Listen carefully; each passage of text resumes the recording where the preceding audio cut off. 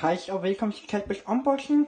I dag der har jeg fået en ny pakke, og den pakke den er fra Shop 24, som I kan se. Og jeg skal huske at sige, at det er ikke sponsoreret. Grunden til, at der er et mærketægt, det er fordi jeg var nødt til at fjerne min adresse, fordi min mor har sagt, at den ikke må komme med i mine videoer.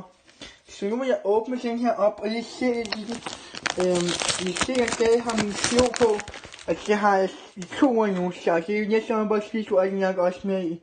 Men altså, det siger ikke så meget over.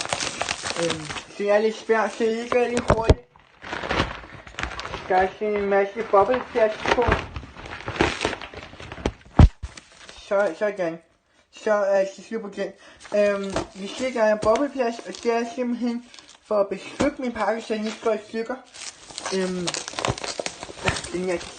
Jeg skal have en saks. Den skal have med. Det er vigtigt, at saksen med unbox, så har jeg husket at se. Eller flere af de store YouTuber, der unboxer rigtig meget. Det er derfra min inspiration er kommet. Så nu vil jeg prøve at få den her ud. Det ser rigtig godt fast.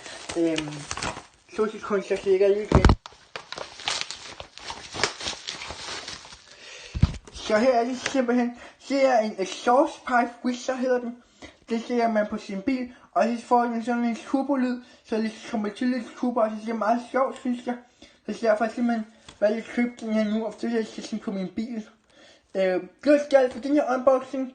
Det kommer snart en video igen, så følg med på kanalen. Husk at like og subscribe.